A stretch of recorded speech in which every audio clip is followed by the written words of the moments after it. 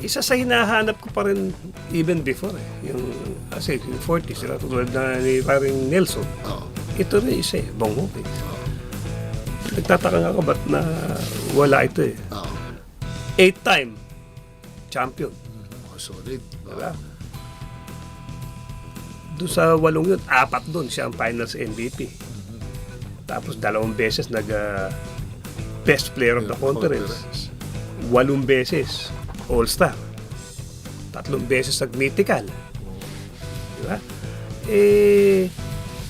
PBA Rookie of the Year. Lahat ng pwedeng na i-consider nandun Hindi na siya nawawala doon sa top para hindi mo siya mapansin. Okay? At nakasabay natin to. Okay? Pumasok ito 99 I think 99 Kaya nakita ko yung galing nito din nagtuloy-tuloy Although we won the 99 All Filipino against Tanduay. Okay. Isa sa nakalaban namin Sa playoff. Sa playoffs. Hindi, bago yun, Hinebra yun Tinalo ng Hinebra yung Token Tex, yung Mobiline. Tapos kami tinalo ng Hinebra. Pero during the elimination, ito na, sabay na sila ni Danny Ildeposo. Mura-mura pa, tinalo namin.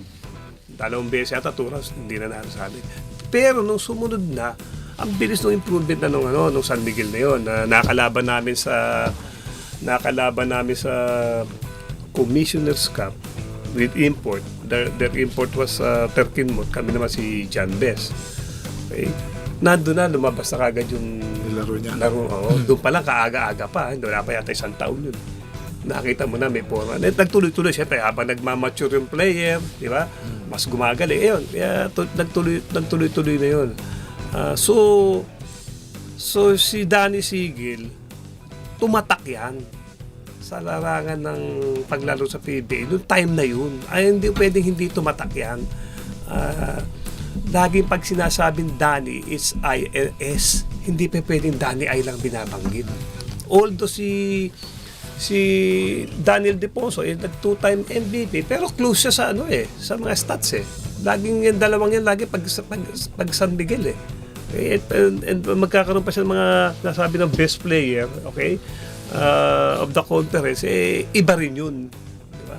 So, kung sa 50 greatest, itatanong kasi meron tayong 40, no? Kung magdadagdag ka ng tapos nga, ang isa pa sa mga parang qualifications is pag MVP ka, shoot-in ka, di ba? So, ando na yung Junmar and Scotty Thompson sa 8.